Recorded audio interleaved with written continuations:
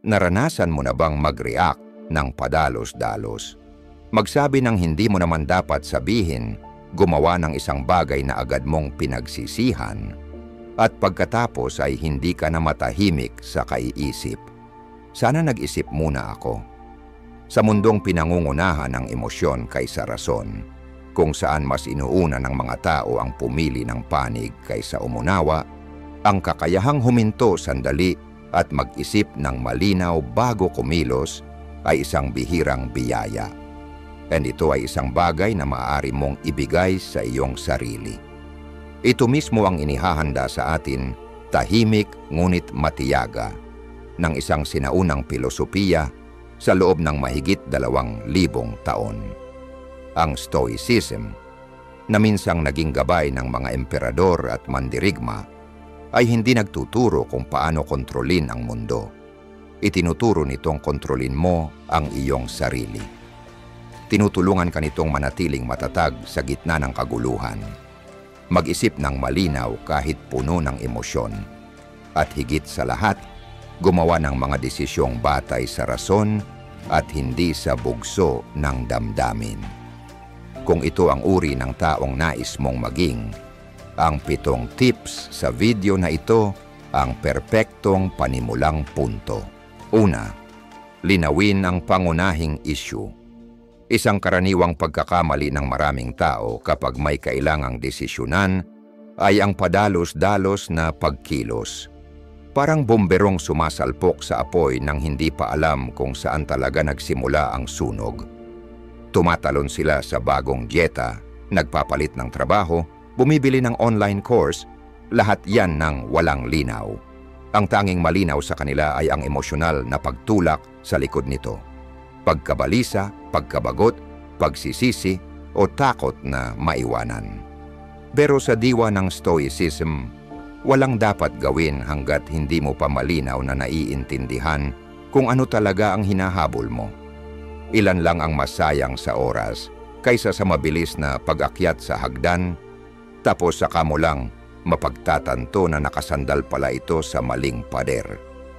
Ang akala nating mga layunin ay madalas na mga anino lang, baluktot na refleksyon ng ating ego. Maaring sabihin ng isang tao na gusto niyang pumayat para maging malusog, pero ang totoo, gusto lang niyang humanga ang iba sa kanya kapag sinuot niya ang lumang bestida. Hindi masama ang layuning yan, pero nakaliligaw kung iniisip mong tungkol ito sa kalusugan.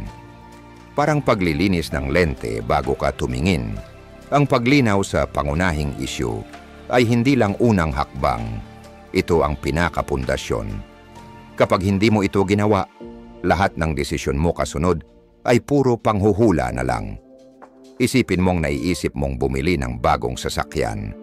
Sinasabi mo sa sarili mo, kailangan ko ito para makapasok sa trabaho. Pero kung hihinto ka sandali at tanungin mo, para saan ko ba talaga kailangan ang sasakyan? Maaring magulat ka sa sagot. Baka naman 5 kilometro lang ang biyahe mo kada araw, kadalasan sa loob lang ng syudad, at madalas ay mag-isa ka lang sa loob. Bakit bibili ng malaking SUV na malakas sa gasolina kung ang dahilan lang ay para magmukhang propesyonal? Baka mas akma sa pangangailangan mo ang isang maliit na hatchback.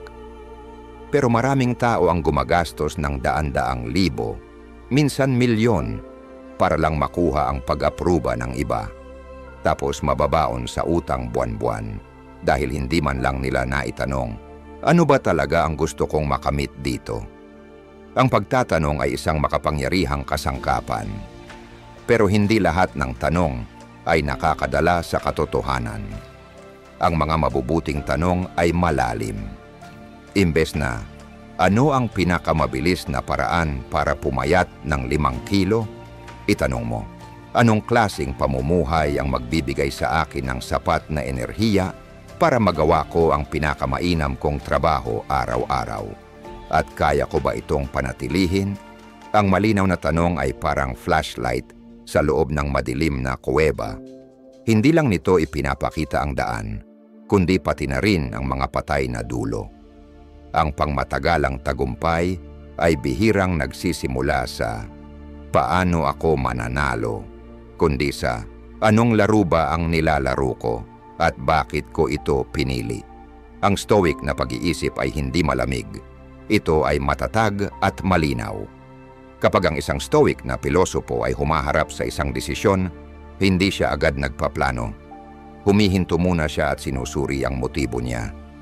Ginagawa ko ba ito dahil tunay ko itong nais o dahil may kinatatakutan ako? Sa panahong laging ipinaalala ng social media kung gaano tayo naiiwan, ang manatiling totoo sa sarili ay isang tunay na gawa ng tapang. Ang pagpili ng plant-based diet para sa kalusugan ay isang bagay.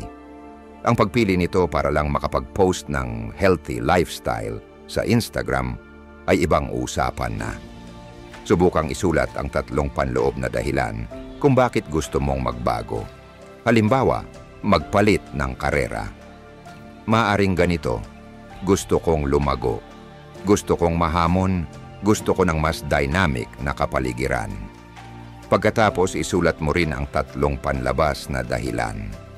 Walang nakakaintindi sa akin sa kasalukuyang trabaho. Lahat ng kakilala ko ay nagpapalit na. Natatakot akong magmukhang stagnant. Kapag malinaw mong nakita ang parehong panig, malalaman mo kung ikaw ba ay ginagabayan ng panloob na layunin o ng panlabas na pressure.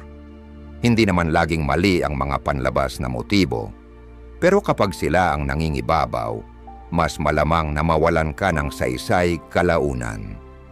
Walang nagtuturo sa atin kung paano mag-isip. Kadalasan, automatic tayong nagre-react, parang pagtaas ng kamay para sa lagi ng isang bagay na paparating. Pero ang critical thinking ay sinasadya. Ito ang sining ng pagbagal, pagsuri, at pagtanggal ng mga patong-patong na dahilan sa likod ng layunin mo. Para makapili ng tama, kailangan mo munang matutong magtanong ng tama. At para makatanong ng tama, dapat alam mo kung ano talaga ang hinahanap mo.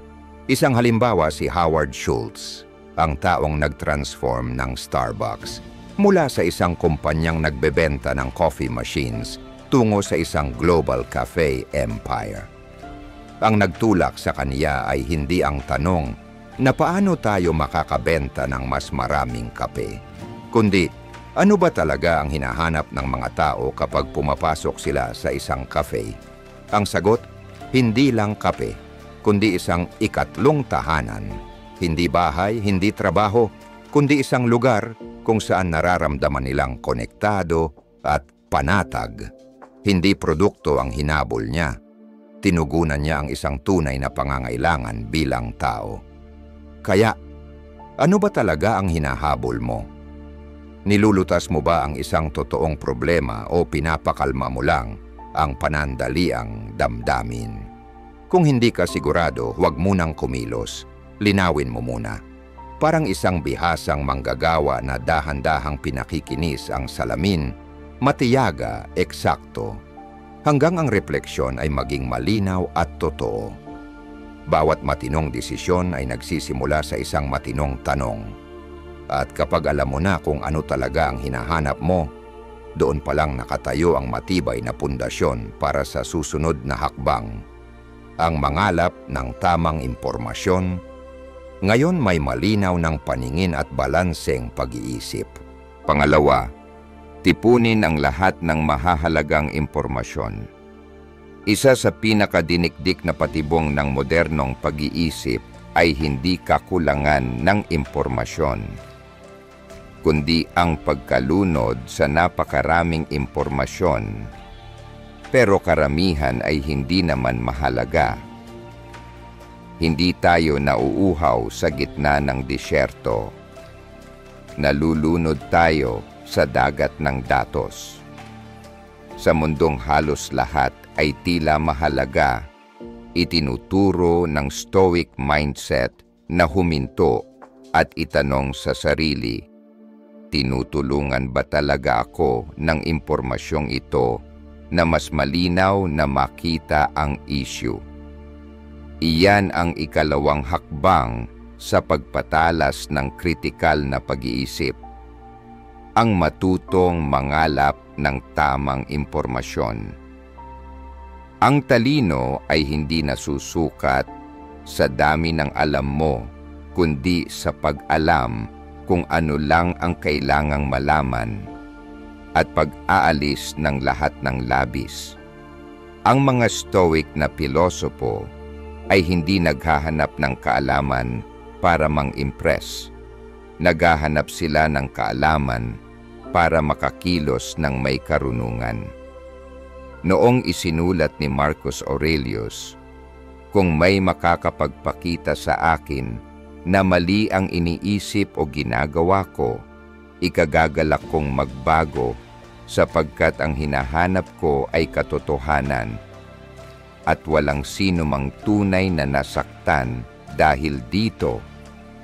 Hindi niya tinutukoy ang pilosopiya bilang isang larong pangluhiya. Para sa kanya, ito'y kasangkapan sa pagharap sa buhay. Hindi tayo naghahanap ng impormasyon para lang kumpirmahin ang paniniwala natin, kundi para magkaroon ng tapang na magbago kapag ang katotohanan ay nagtuturo sa ibang direksyon. At para magawa iyon, kailangan nating paliitin ang saklaw. Isipin mong nagpaplanong magpalit ng karera. Hindi sapat ang pag-scroll sa ilang TikTok tungkol dito para lang makita kung interesting ba ito. Kailangan mong tukuyin ang landas mo. Anong larangan ang lilipatan mo? Bakit? Ano ang pumipigil sa iyo? Sa pamamagitan lang ng malinaw na mga tanong mo, matutukoy kung saan ka dapat maghanap. Mga ulat tungkol sa job market, karanasan ng mga taong nag-transition sa parehong field, at mga insight mula sa mga recruiter. Sa ganitong paraan, maiiwasan mong mahulog sa bitag ng marami. Ang pag-aakalang pananaliksik na ang ginagawa nila, pero ang totoo'y habol lang nila, ay views at likes. Pagkatapos, kailangan ng balanse. Huwag umasa sa isang uri lang ng source. Hindi puro academic paper lang o puro personal na kwento lang. Kung nag-aaral ka tungkol sa mindfulness meditation, ang scientific study ay nagbibigay ng datos. Ang video ng isang monghe ay nagtuturo ng presensya at paghinga. At ang personal na kwento ng isang taong nakarecover sa trauma ay nagbibigay ng lalim at damdamin. Ang impormasyon ay hindi lang naninirahan sa mga laboratorio. Nasa gitna ito ng datos at karanasan. Pero ngayon, may bagong panganib, bias sa pinanggagalingan ng impormasyon. Ang taong nagbebenta ng resume course ay palaging may research na nagpapatunay na ang CV ang susi sa pagkuha ng trabaho. Ang mga supplement seller ay may mga siyentipikong pag-aaral na sakto lang na pabor sa produkto nila. Ang isang Stoic ay hindi basta-basta naniniwala, pero hindi rin agad-agad tumatanggi. Marunong silang magbasa sa pagitan ng mga linya at magtanong, sino ang nakikinabang sa impormasyong ito? Isa ba itong objetibong katotohanan o isa lang madaling tanggapin na convenient truth? Dito na mahalaga ang pag-oorganisa ng impormasyon. Huwag umasa sa memorya mo lang. Gumamit ng charts, mind maps, o kahit color-coded sticky notes para paghiwa-hiwalayin kung alin ang fact, opinion, o emosyon. May isang negosyante na nagsabing, bago siya magdesisyon sa isang investment, Gumagamit siya ng simpleng chart na may 4 na column: pinagmulan, uri, kredibilidad, posibleng epekto. Mukhang basic pero epektibo. Ang malinaw na pag-iisip ay nagsisimula sa malinaw na tala. Pero higit sa lahat, panatilihin ang stoic mindset habang nangangalap ka ng impormasyon. Huwag kang maging sobrang sabik sa kaalaman na kahit anong tila tamang pakinggan ay agad mong kinakapit. Ang taong sinanay sa stoicism ay tumatanggap ng impormasyon ng may kababaang loob at handang bitawan ito kapag hindi na ito totoo o kapaki-pakinabang. Ang karunungan ay hindi tungkol sa pagiging palaging tama. Ito'y tungkol sa kakayahang bitawan ang isang ideya kapag hindi na ito nakatutulong, tulad ng isang hiker na tinatanggal ang bigat sa kanyang backpack habang paakyat ng bundok. Pag-isipan mo, ilan na bang desisyon mo ang naapektuhan lang ng isang clickbait headline, isang maikling video, o isang review na hindi mo man lang na-verify? Talaga bang alam mo kung bakit mo pinaniniwalaan ang mga pinaniniwalaan mo? At higit pa roon, may tapang ka bang baguhin ang paniniwalang iyon kapag napatunayang mali? Tingnan mo si Ray Dalio, ang kilalang investor. Bukas siyang pinupuna ng kaniyang sariling team, hindi dahil kulang siya sa kumpiyansa, kundi dahil alam niya ang limitasyon ng sariling pananaw.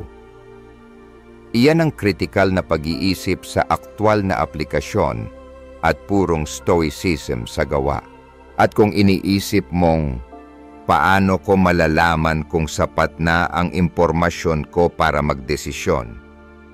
Heto ang simpleng panukat. Kapag kaya mo nang makita ang issue mula sa 3 magkakaibang anggulo, naiintindihan mo ang parehong panganib at benepisyo, at hindi ka na ginagabayan ng bugso ng damdamin, iyon ang senyales na handa ka na. Doon pa lang magiging makabuluhan ang susunod na tanong. Ang mapa bang ito ay tumutugma sa realidad? At itinatanong ko ba ang tamang tanong sa simula pa lang? Diyan magsisimula ang susunod na hakbang. 3, magtanong ng malalim. Naranasan mo na bang maging sigurado sa isang desisyon, pero isang maliit na detalye, isang numero, isang tanong na hindi mo inaasahan, ang nagpaguho sa lahat, parang domino? Ang sandaling iyon ay hindi kabiguan. Isa itong palatandaan na hindi mo na itanong ang tamang mga tanong. Sa stoic na pananaw, walang puwang ang emosyonal na panghuhula. Ang kritikal na pag-iisip ay hindi tungkol sa panalo sa argumento. Ito ay tungkol sa pagtingin sa mga bagay ng eksakto kung ano sila, hindi sobra, hindi kulang. At ang pinakamatalas na kasangkapan dito, ang sining ng pagtatanong. Minsang isinulat ni Marcus Aurelius, mapait ba ang pipino? Itapon mo. May tinik ba sa daraanan mo? Umiwas ka. Iyon lang ang kailangan mong malaman. Tunog simpleng payo, pero sa likod nito ay isang isipang matalim na parang labaha. Hindi niya tinanong kung dapat bang mapait ang pipino. Ang tanong lang niya, mapait ba? Yun lang. Kapag tinanong mo ang tamang tanong, malinaw na ang sagot. Ang problema, karamihan sa atin ay namumuhay ayon sa reflex, hindi sa pagninilay. Isang clickbait na pamagat, isang makinang na estadistika, isang nakaaantig na kwento, tumango na lang tayo. Pero para sa isang stoic na palaisip, kailangang dumaan ang bawat impormasyon sa 3 tarangkahan. Makatuwiran ba ito? May matibay bang ebidensya? May kaugnayan ba ito sa sinusuri ko? Hindi ito matinding pagdududa. Ito ay intelektuwal na kababaang loob. Ang isang matalinong tao, hindi basta-basta nagtitiwala kahit sa gusto niyang paniwalaan kung hindi ito masusing sinusuri. Isipin mong nagbabasa ka ng artikulo na nagsasabing kaya raw pataasin ng isang herbal na tsaa ang memorya ng 30%. Marami ang agad bibili. Pero ang isang taong gabay ang stoic na pag-iisip ay magtatanong, ikinumpara sa ano? Sa anong grupo ng tao ito epektibo? Gaano katagal ang isinagawang pag-aaral? Naulit ba ang resulta? Sino ang nagpondo sa pananaliksik? Sa pagbabagong anyo ng impormasyon tungo sa mga tanong, nakagagawa ka ng mental na panala. Matulis at matibay, kaya nitong salain ang anumang hilaw na konklusyon. Ang mga tanong ang nagsisilbing angkla mo sa gitna ng ingay ng mundo. Kapag nakatanggap ka ng makintab na promo email, huwag agad magtanong ng, bibilin ko ba ito? Sa halip, tanungin mo, mapagkakatiwalaan ba talaga ang nagpadala? Anong maliit na detalyeng hindi ko pa nababasa? Kapag nagre-repaso ng sales report, huwag lang tumingin sa average. Tanungin mo, naapektuhan ba ito ng isang outlier? Representatibo ba ang laki ng sample? Habang mas marami kang tinatanong, mas maraming nakatagong katotohanan ang iyong matutuklasan. Isa sa pinakamakapangyarihang teknik, sadyang maghanap ng mga counterexample. Mag-isip na parang siyentipiko. Huwag lang itanong, totoo ba ito? Kundi, kailan kaya ito pwedeng hindi totoo? Halimbawa, may fitness program na nangangakong papayat ka ng 5 kilo sa loob ng 2 linggo. Maganda. Pero ngayon, hanapin mo ang mga taong sumunod dito pero hindi pumayat. Baka hindi ito angkop sa kanilang body type. Baka sila ay mga exception. Pero kung hindi mo itatanong, hindi mo malalaman. Ang critical na pag-iisip ay hindi lang para sa akademya o business analytics. Nasa bawat maliit na desisyon ito. Sino ang dapat pagkatiwalaan? Saan dapat mag-invest? Paano tumugon sa papuri o batikos? At para mahasa ito araw-araw, iisa lang ang kailangang kasanayan. Ang lakas ng loob na magtanong ng hindi komportableng tanong. Palagi. Isang ina na napapansin ang pagbagsak ng grado ng anak, huwag agad magalit. Dapat itanong, may pinagdadaanan ba siyang emosyonal na hindi ko napapansin? Ang isang manager na may empleyadong hindi maganda ang performance, huwag agad mag-isip ng termination. Dapat tanungin, may nangyayari ba sa work environment na humahadlang sa pag-unlad niya? Maaaring hindi agad dumating ang sagot, pero ang mismong pagtanong ay nagbabago na ng pananaw. Sa mundong mabilis ang galaw, bihira tayong huminto para magnilay. At ang pagtatanong ng tamang tanong ay isang radikal na kilos ng rason. Hindi para pagdudahan ang lahat, kundi para masiguradong nabubuhay ka sa katotohanan, hindi lang sa bugso ng damdamin. Sanayin ito araw-araw. Kapag may bagong impormasyon, bago ito paniwalaan, ikalat o aksyonan, tanungin mo ito ng hindi bababa sa 3 tanong. Maging istrikto na parang hukom, maging alerto na parang doktor. Dahil kung hindi mo ito tatanungin, ang buhay ang siyang magtatanong sa iyo sa mas mabigat na kapalit.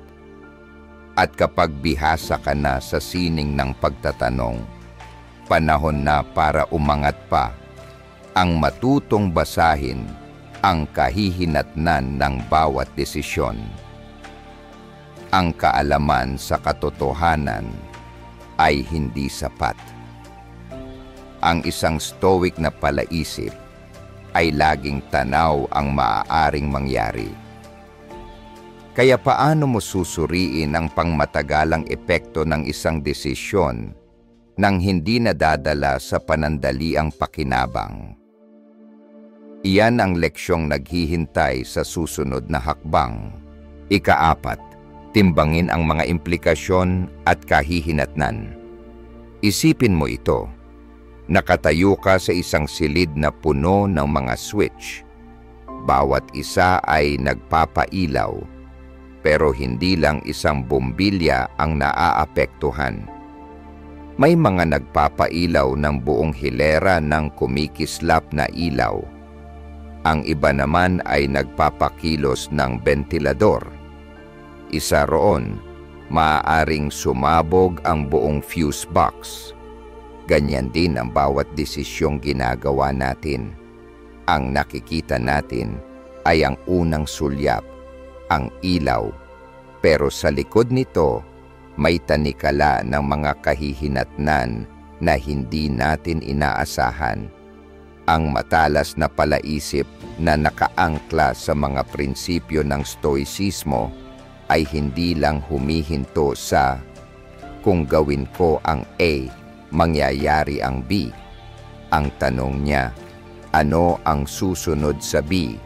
At pagkatapos niyon, ano pa ang susunod? Madalas tayong natutukso sa kung ano ang madali at agad-agad ang nakalilitaw sa ibabaw ng yelo. Kaginhawaan, aliwalas, mga mabilisang panalo. Pero hindi tayo tinuturuan ng stoicismo na habulin ang magagandang pakiramdam. Tinuturuan tayo nitong silipin ang likod ng anyo at tingnan ang ubod ng mga kahihinatnan. Minsan ay isinulat ni Marcus Aurelius, tanungin mo ang sarili mo sa bawat sandali, kailangan ba talaga ito? Isang simpleng tanong, pero kung tunay mong ipapatupad ito sa bawat kilos mo, mas magiging disiplinado ka, mas tutok, at mas kakaunti ang pagkakamaling magagawa mo. Nakaakit ang agarang gantimpala. Ang 0% interest credit card ay parang sagip sa oras ng kakapusan. Pero ano ang susunod? Mas maluwag kang gumastos, lumalagpas sa budget, at makalipas ang ilang buwan, sisimulan na ang interest, kasama ng stress, presyon, at pakiramdam ng pagkakakulong. Ang akala mong ginhawa, naging lubid sa leeg. Kung may mas malawak kang pananaw, sana ay naitanong mo, saan ko kukunin ang pambayad dito? Paano kung mawalan ako ng kita? At hindi lahat ng kahihinatnan ay tuwiran. May mga pagpiling sa unang tingin ay walang epekto, pero lumalawak ang alon sa paraang hindi natin inaasahan. Halimbawa, bumaba ang presyo ng gasolina. Masaya ka at nakakatipid bawat buwan. Pero tumataas ang konsumo, lumalapot ang trapiko, sumisipa ang polusyon.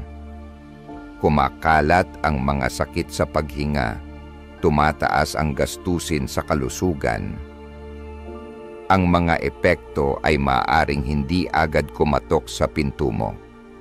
Pero darating din yan sa anyo ng pambansang utang o sa ubo ng isang batang mahal mo. Hindi sumusunod ang stoic na pag-iisip sa emosyon o sa opinyon ng karamihan. Kumilos ito na parang estrategista. Laging sinusuri ang mga susunod na mangyayari. Ang isang aksyon ay may kaakibat na panandaliang resulta na magbubunsod ng panibagong epekto na susundan pa ng mas malalim at mas malalayong kahihinatnan. Bawat patong ay maaaring mahirap makita, pero hindi ibig sabihin nito na hindi na ito totoo. Subukang iguhit ang mapa ng mga epekto tuwing may mahalagang desisyon kang hinaharap. Minsan, sapat na ang papel at panulat o kahit simpleng mind mapping app para makita ang mga domino bago sila magsipagbagsakan. At kapag nakita mong may negatibong kahihinatnan na hindi na maiiwasan, huwag basta sumuko. Bawasan ito. Halimbawa, nasa mahigpit kang dieta para pumayat pero nararamdaman mong kulang ang nutrisyon mo. Huwag agad huminto. Itanong, pwede ba akong uminom ng vitamins? Dapat ko bang ayusin ang plano? Ang mga stoic ay hindi tumatakas sa hirap. Umaangkop sila at mas lalong tumitibay sa bawat pasyang pinapatalas nila. Muling napatunayan ito ng kasaysayan. Madalas ang hindi inaasahang kahihinatnan ang siyang humuhubog sa kapalaran. Nang inilunsad ng NASA ang Challenger Shuttle, alam nila ang panganib ng rubber seals sa malamig na panahon, pero hindi nila nasuri ang lahat ng susunod na epekto. Ang resulta, trahedya, pagkawala, at malaking dagok sa kanilang reputasyon. Hindi dahil pabaya sila, kundi dahil hindi sila tumingin ng sapat sa hinaharap. Sa sarili mong buhay, natanong mo na ba ang sarili mo ng ganito? Kung gagawin ko ito, ano ang ibig sabihin nito sa loob ng 3 buwan? Sa loob ng 3 taon? Subukan ng isang simpleng kasangkapan, ang 10-10 rule. Kapag nahaharap sa isang desisyon, itanong, ano ang mararamdaman ko tungkol dito sa loob ng 10 minuto? Sa loob ng 10 buwan? Sa loob ng 10 taon? Maaring baguhin ng sagot mo ang susunod mong kilos. Hindi ito banayad na paanyaya. Simula ngayon, tingnan mo ang buhay na parang chessboard. Huwag kang maging manlalarong isang galaw lang ang iniisip. Matutong silipin ang 3, 5, kahit 7 galaw pasulong. Hindi ginagantimpalaan ng buhay ang marunong lang tumugon. Ginagantimpalaan nito ang mga marunong umaninag sa hinaharap. At kung nakarating ka na sa puntong ito, binabati kita. Lampas ka na sa kalahati ng video. Hindi lahat ay may pasensya para mag-isip ng malalim at manatiling matalas sa mundong nalulunod sa distractions at dopamine. Kung may nakuha kang halaga mula rito, pindutin ang subscribe para patuloy tayong maglakbay sa landas ng stoic na linaw at tibay ng isipan. Marami pa ang naghihintay. Huwag kang aalis. 5, tingnan ang pananaw ng iba. Isang karaniwang pagkakamaling madalas gawin ng matatalinong tao ay ang akala nila'y nakita na nila ang buong mapa dahil lang nakatayo sila sa mataas na burol. Pero ang totoo, bawat pagbabago ng pananaw ay binabago rin ang tanawin. Hindi lang ito leksyon sa heograpiya. Ito'y isang pangunahing prinsipyo ng critical thinking, lalo na kung nais mong linangin ang kalinawang itinataguyod ng pilosopiyang Stoic. Sa panahong ang tama at mali ay madalas kinukulong sa ilang galit na linya sa social media, ang matutong tumingin sa mundo gamit ang iba't ibang lente ay hindi na opsyonal. Isa na itong kasanayang kailangang-kailangan para mapanatili ang malinaw na pag-iisip at malayang pananaw.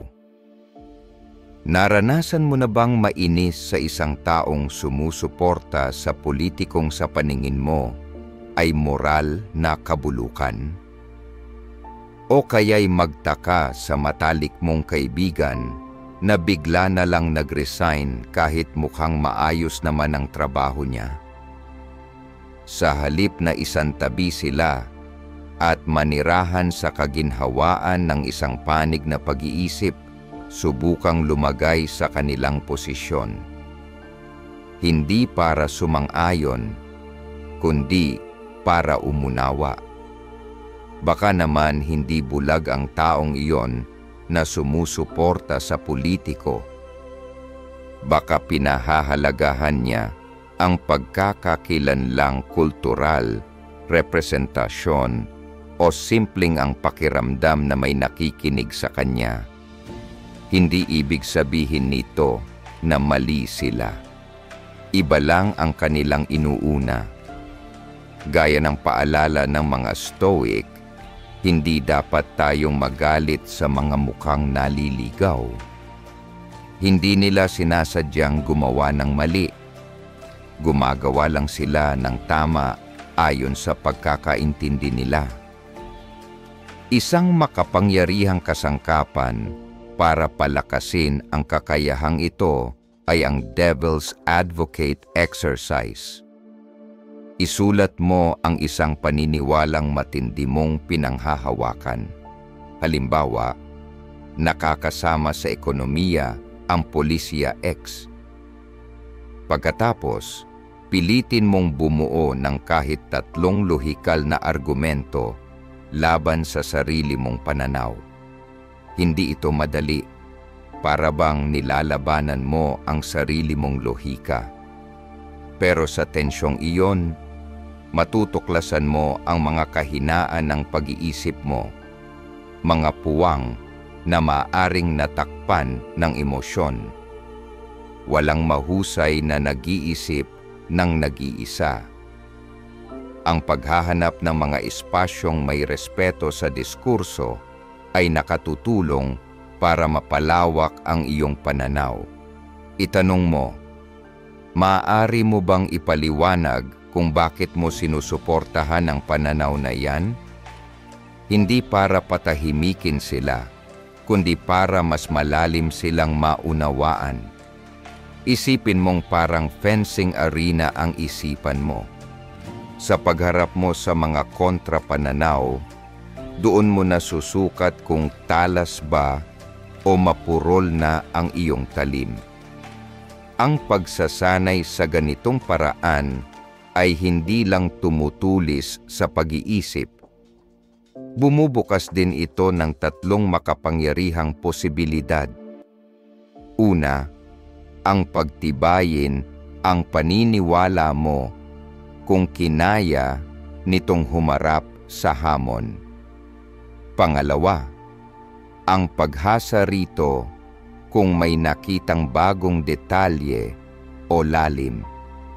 At pangatlo, ang bitawan nito kung hindi na sinusuportahan ng mga ebidensya. Lahat ng ito ay panalo dahil ang layunin ay hindi ang protektahan ang ego mo, kundi ang lumapit sa katotohanan. At para magawa iyon, kailangan mo ng lakas ng loob na harapin ang mga bagay na hindi mo pa nauunawaan at ng kababang loob para tanggapin na maaari kang magkamali. Kapag tinanggihan mong makinig, hindi ka lang nagsasara ng pinto sa pag-unawa. Pinuputol mo rin ang sarili mo mula sa komunidad na kinabibilangan mo. Ang kritikal na pag-iisip ay hindi larong pang-isa. Isa itong kolektibong pagsisikap para matukoy ang tunay mong lugar sa masalimuot na habi ng karanasan ng sangkatauhan. Hindi namumunga ang kaalaman sa isang vacuum. Kailangan nito ng banggaan, puna at pagwawasto. Tanging sa aktibong paghahanap ng salungat na pananaw mo lang, matututunan kung paano makisangkot sa mundo gamit ang karunungan, hindi emosyon, at makikita ito sa araw-araw. Sa negosasyon ng sahod, ang pag-unawa sa kalagayan ng kumpanya ay hindi nagpapahina sa posisyon mo. Nakakatulong ito para makapag-alok ng makatuwiran at balanseng panukala. Sa pagpili ng business partner, ang pakikinig sa dahilan kung bakit mas pinili ka kaysa sa iba ay maaaring magbunyag ng mga pangunahing lakas na dapat mong pagtuunan. Pinakamainam kang makipagtalo kapag lubos mong nauunawaan ang iyong kinokontra. Kaya itanong mo sa sarili mo, nakinig ba talaga ako sa salungat na pananaw ngayon? Gaano nakatagal mula noong huli kang lumabas sa mental comfort zone mo? At anuman ang bagay na pinaniniwalaan mong tama ngayon, makakaligtas ba ito sa pagsisiyasat ng hinaharap mong sarili? Kung kaya mong gawin ito, kung mapipigil mo ang ego mo sa pagharang sa talino mo, mas malapit ka na sa uri ng kalinawan na buong buhay hinangad ng mga Stoic. Pero ang tamang pag-iisip ay hindi sapat. Sa susunod, susuriin natin ang tunay na hugis ng kalidad ng iyong mga desisyon, kung paano mo pipiliin at uunahin ang tama. Dahil hindi lahat ng posibilidad ay karapat-dapat sa oras mo. At kapag lahat ay parang mahalaga, ang totoo'y wala talagang mahalaga. Ika-6, suriin at unahin ang mga pagpipilian. Minsan, ang kakulangan sa kalinawan ay hindi dahil sa kawalan ng opsyon, kundi sa kawalan ng linaw kung alin sa mga ito ang tunay na mahalaga. Sa larong tinatawag na buhay, puno ng gumagalaw na piraso, hindi basta-basta sumusunod ang Stoic sa bugso ng damdamin. Humihinto siya, nagmamasid, at pumipili ng may layunin, hindi base sa silakbo, kundi sa lohikang hinasa ng disiplina. Sa critical thinking, ang pagsusuri at pagbibigay prioridad sa mga opsyon ang siyang nagdadala ng kaayusan sa gitna ng kaguluhan. Ito ang tulay sa pagitan ng pagkakaalam at pagkilos. At kapag nasanay ka rito, karamihan sa mga pasya sa buhay ay magiging mas simple kaysa sa unang tingin. Kung hindi mo alam kung ano ang tunay na mahalaga, susubukan mong gawin ang lahat at sa huli, wala kang matatapos. Para kang umaakyat ng bundok na sobrang bigat ng dala kaya hindi na makausad. Kaya't kailangang matutong magsala, pumili at tumanggi ang mga matalas mag-isip. Pero paano ka nga ba pipili ng tama?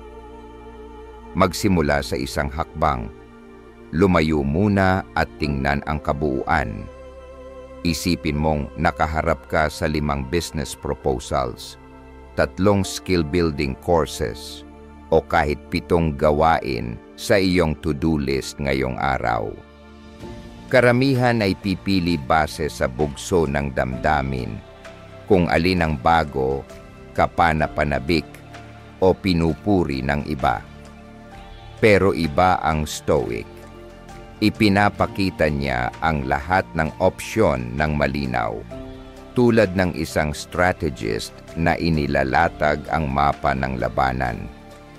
Unang hakbang, isulat ang lahat ng opsyon ng walang panghusga o bias. Kunin mo muna ang buong larawan. Simple lang pakinggan, pero malaki ang naitutulong nito upang maiwasan ang ilusyon na dalawa lang ang pagpipilian, samantalang may 5 o higit pang landas na hindi mo pa talaga tinitingnan.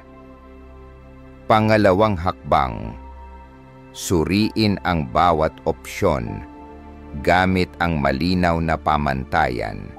Hindi ang tanong na, alin ang pinakagusto ko, kundi alin ang pinakanaayon sa layunin ko. Ang bagay na gumagana sa iba ay maaaring perpekto para sa kanila, pero kapinsalaan para sa iyo. Kaya't kailangan mong linawin muna ang layunin mo. Pagkatapos, tukuyin ang mga pamantayang mahalaga: kahusayan, pagpapanatili, gastos, panganib, at posibilidad. Halimbawa, gusto mong matuto ng bagong wika. Pwede kang mamili sa online course, tutor, o pag-aaral sa ibang bansa. Kung limitado ang budget mo, mas dapat mong bigyang timbang ang gastos. Sa pagbibigay halaga o weights sa bawat pamantayan, naiaalis ng Stoic ang emosyon sa pagpili at ang lohika ang siyang gumagabay. Sa pag-iensayo nito, nahuhubog ka bilang mataas ang katumpakang tagapagpasya. Halimbawa, isang logistics manager ang kailangang pumili ng software para sa buong supply chain. Sa halip na basta piliin ang pinakasikat na brand, bumuo siya ng scoring matrix. Bilis, seguridad ng datos, compatibility ng features, presyo, at kadalian ng pagsasanay. Bawat isa ay binigyan ng score mula 1 hanggang 5, saka minultiplika sa kani-kanilang timbang. Ang resulta, pinili niya ang hindi kilalang solusyon na doble ang performance at 40% mas mura sa budget. Ang aral dito, hindi mo kailangang alam agad ang sagot. Kailangan mo lang ng malinaw na sistema at ng pasensya para sundin ito. Sa pagraranggo, pagsusuri at paghiwa-hiwa sa mga opsyon gamit ang lohika, makikita mo kung ano ang karapat-dapat habulin at matututong bitawan ang iba ng walang panghihinayang. Dahil sa buhay, hindi lahat ay karapat-dapat sa oras mo. Hindi lahat ng layunin ay karapat-dapat sa sakripisyo mo. Ang tanong, handa ka bang magbawas? Dito lumilitaw ang isang maselang kabalintunaan. Habang dumarami ang opsyon, mas kailangan mo ng limitasyon. Gaya ng liwanag na nagiging apoy lamang kapag nakatuon, ang kritikal na pag-iisip ay nagbubunga lamang ng resulta kung marunong kang tumutok sa tunay na mahalaga. Kaya itanong mo, gaano karaming oras ang ginugugol mo sa malinaw na pag-iisip? At gaano karami ang nasasayang sa malabo at palaboy-laboy na pag-iisip. Ang ika-6 na hakbang ay tungkol sa desisyong pinanday ng lohika. Pero ang lohika lamang ay hindi sapat. Ang bawat pasyang pinag-isipan ng mabuti ay kailangang sundan ng pagkilos at pagkatapos pagninilay. Dahil kung hindi mo babalikan ang mga naging desisyon mo, paano mo malalaman kung gumagana ba talaga ang batayan mo sa paghusga? At diyan papasok ang huling hakbang sa paglinang ng kritikal na pag-iisip, kung saan nagtatapos ang pagsusuri at nagsisimula ang paninindigan. 7. Ipatupad ang mga desisyon at magmuni-muni. Walang inaasahang relo na magsabi ng tamang oras kung hindi naman ito kinakalibrate. Kaya bakit natin inaasahan na perpekto ang ating pag-iisip kung hindi naman natin ito sinusukat, sinusubok o pinapainam? Ang pilosopiyang Stoic ay hindi nangangaral ng biglaang pagiging perpekto. Ipinaglalaban nito ang patuloy na pagmamasid sa sarili, gaya ng siyentipikong pinag-aaralan ang isang eksperimento. Ang paggawa ng desisyon ay hindi ang katapusan. Ito ang simula. Ang tunay na kritikal na pag-iisip ay hindi lamang ipinapakita sa sandali ng pagpili. Ito'y lumalago sa hirap ng pagpapatupad at sa pagbabalik tanaw. Kung walang aksyon, kahit gaano katalim ang lohika, para lang itong bula ng sabon sa ibabaw ng tubig. Iyon ang dahilan kung bakit ang tunay na kaibahan ng isang taong basta nag-iisip lang at ng isang talagang namumuhay ay ito: ang kakayahang gawing karanasan ang iniisip.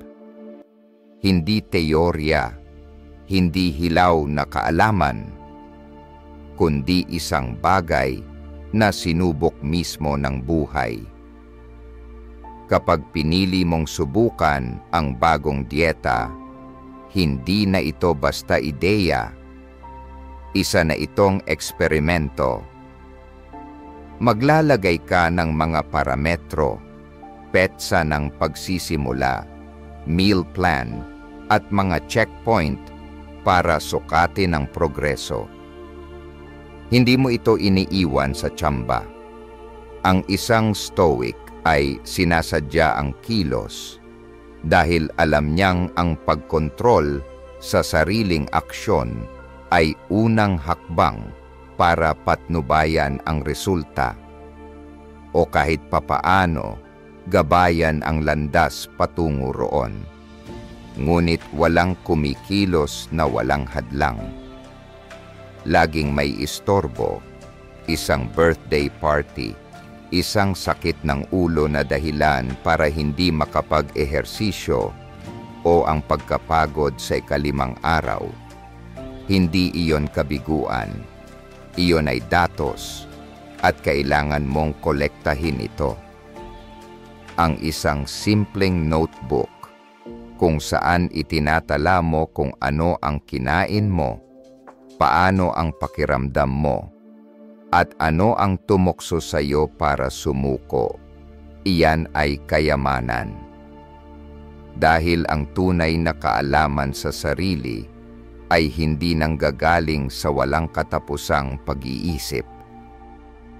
Nagmumula ito sa mulat na pamumuhay at tuloy-tuloy na pagtatala. Hindi mo kailangang maging pilosopo para magmuni-muni.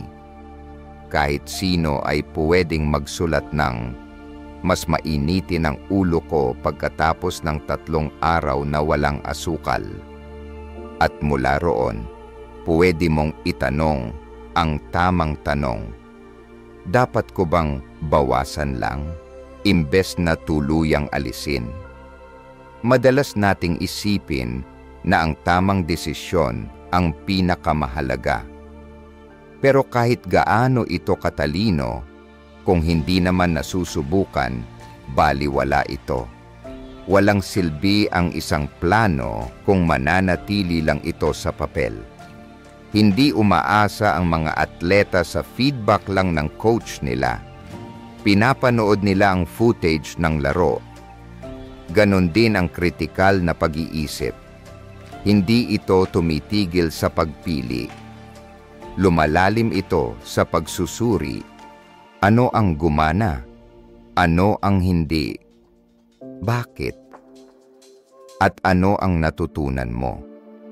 Kung sumubok ka ng bagong paraan ng pakikitungo sa iyong team, huminto ka matapos ang isang linggo at itanong, talaga bang mas nakinig ako o hindi ko lang namalayang nakasingit ako sa usapan? Ang sagot, mabuti man o hindi, ay progreso, basta't ito'y tapat. Nasa katapatan na iyon nagtatagpo ang pilosopiya at pananampalataya.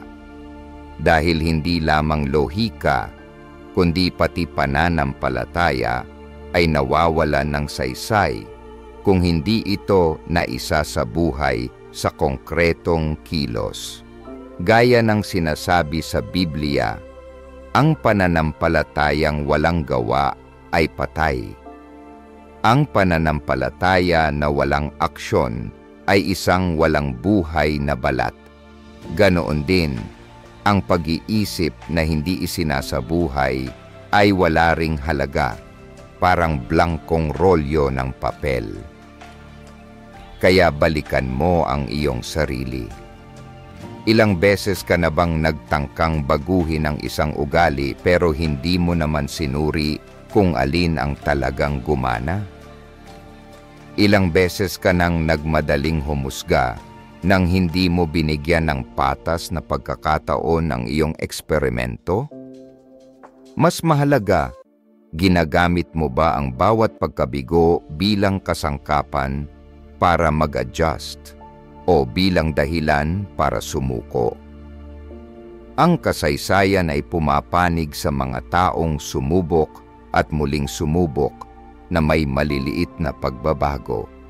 Hindi nila kailangan maging henyo. Kailangan lang nila ng isang bagay, itala at magnilay. Itinayo ng Toyota, ang higanting kumpanya sa paggawa, ang kanilang imperyo sa prinsipyong ito. Tinawag nila itong Kaizen, ang tuloy-tuloy na pagpapainam, pulgada kada pulgada, na pinapatakbo ng walang humpay na pagmamasid at feedback. Kung naghahanap ka ng panimulang hakbang, gamitin mo ang simpleng 4 na hakbang na ito. Una, tukuyin ang layunin ng iyong aksyon. Pangalawa, magtakda ng malinaw na takdang oras. Pangatlo, itala ang iyong araw-araw na proseso, maikli pero tapat. At panghuli, suriin kung ano ang gumana, ano ang naging hadlang, at ano ang dapat baguhin. Huwag mong hintayin ang motibasyon. Huwag mong hintayin ang perpektong sandali. Kumilos ka at saka magmuni-muni. Dahil wala nang hihigit pa sa tunay na buhay pagdating sa paghasa ng isipan kung handa ka lang itong pagmasdan bilang isang estudyanteng panghabambuhay.